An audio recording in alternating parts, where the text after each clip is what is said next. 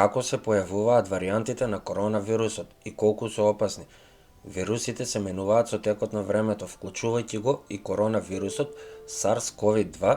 Сега ќе се потрудам да дознаете како се развиваат вирусните варијанти на коронавирусот.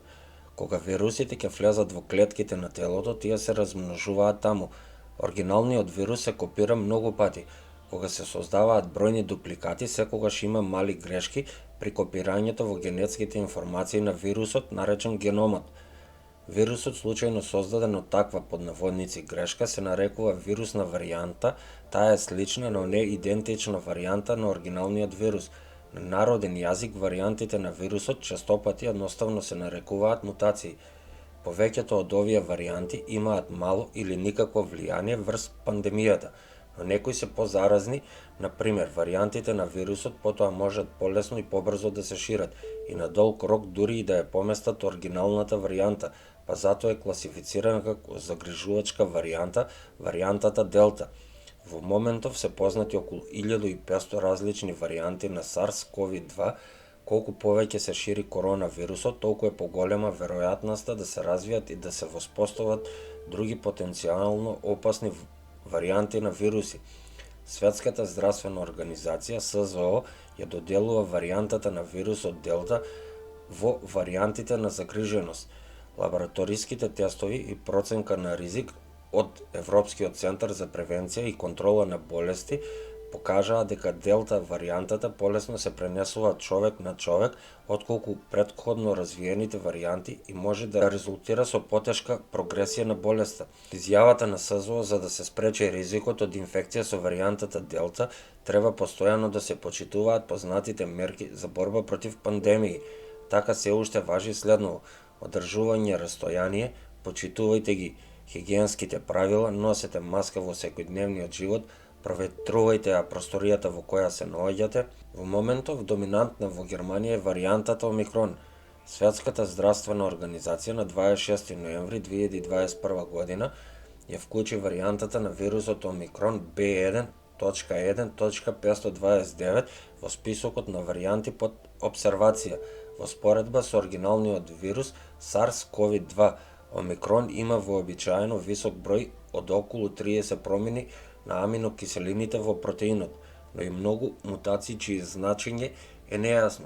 Истражувањата покажуваат дека варијантата настанала независно од варијантата Делта. Роберт Кох институтот ја менува проценката на ризикот. Моментално е многу висок ризикот од COVID-19 поради варијантата Омикрон. Според сегашната состојба на знаење, варијантата Омикрон се шири многу побрзо и поефикасно од преходните варијанти на вируси. Мора да се очекува да резултира со бранна инфекција со динамика која се уште не е забележана. Според институтот Роберт Кох, ова може да доведе до ненадејно зголемување на бројот на случаи на инфекција и брзо преоптеретување на здравствениот систем, а можеби и на други области за нега.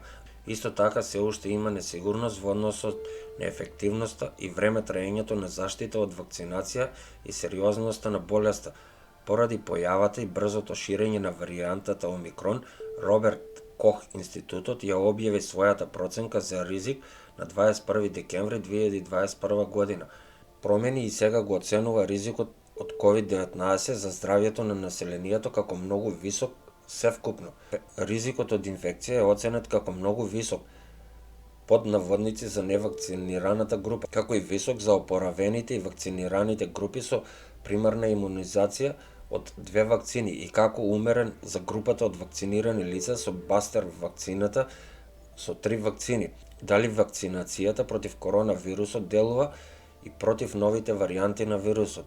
Според сегашната состојба на науката, сите вакцини одобрени во Германија се ефикасни и против новите варијанти на вируси. Конкретно двете mRNA вакцини одобрени од Европската комисија, Комирнати од BioNTech и Pfizer и Spikevax од Модерна, но исто така и векторската вакцина Vaxzevria од AstraZeneca која не се користи во Германија.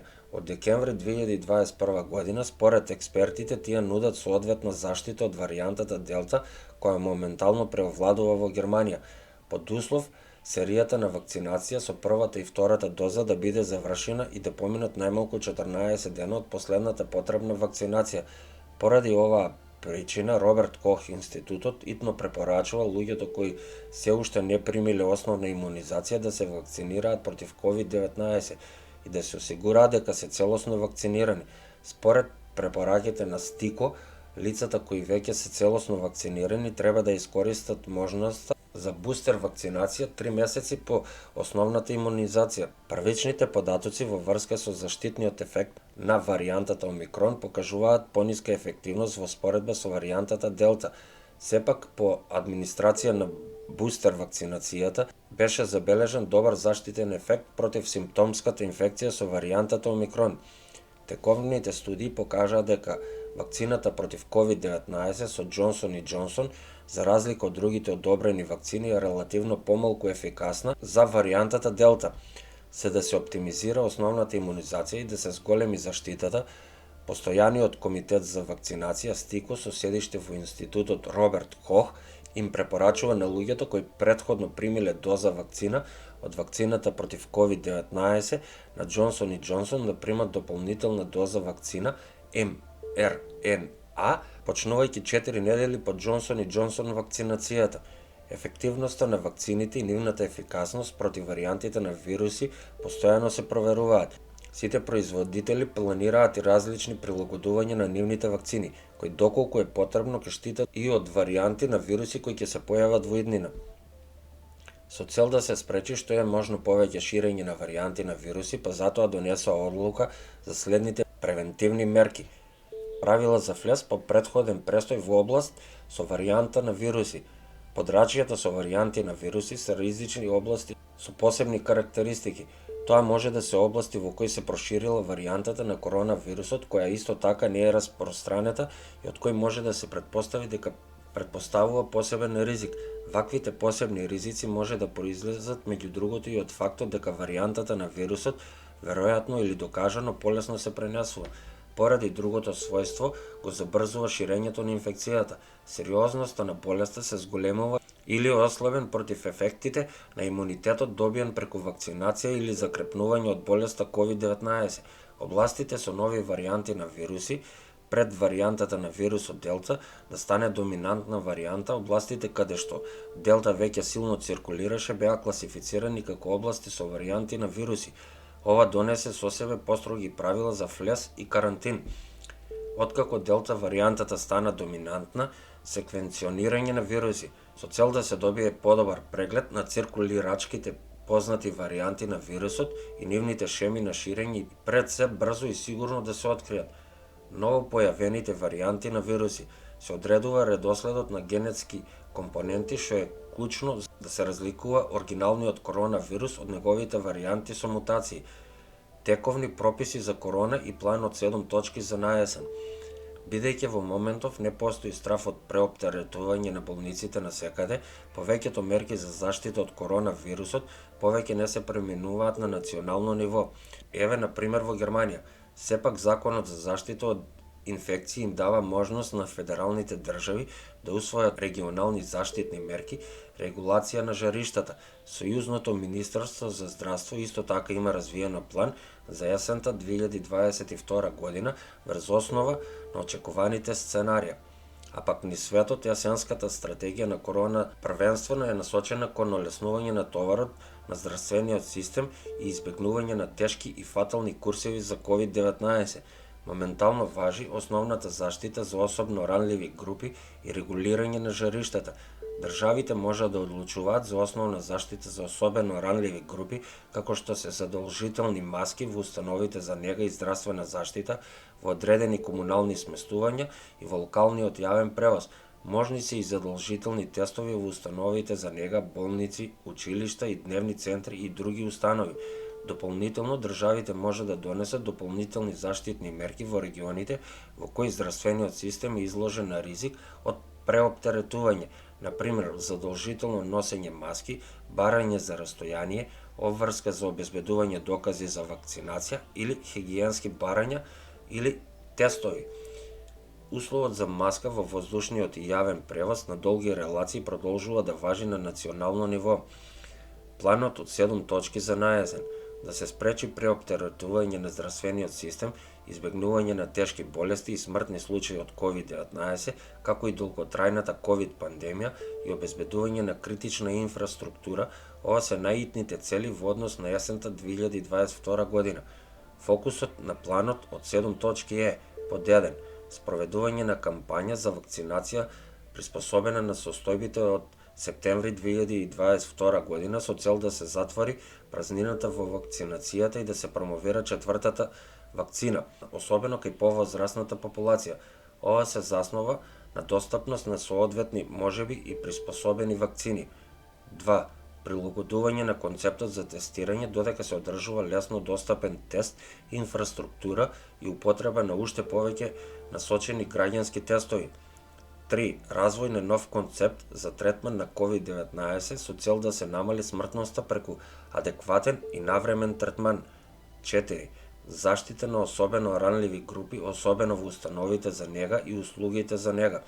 Сеопфатни концепти за грижа и хигиена се наменети да ги заштитат и да ги одржат објектите отворени за посета, например, со распоредување на службеници за хигиена, навремено лекување на заразените лица и преземање заштитни мерки, под наводници вакцинација, тестирање или маски. 5. Подобрено известување со податоци за истиот ден од болниците има за цел да го оптимизира управувањето со пандемија. 6. Развој на концепт за заштита на децата и младите. Дневните центри и училиштата мора да останат отворени.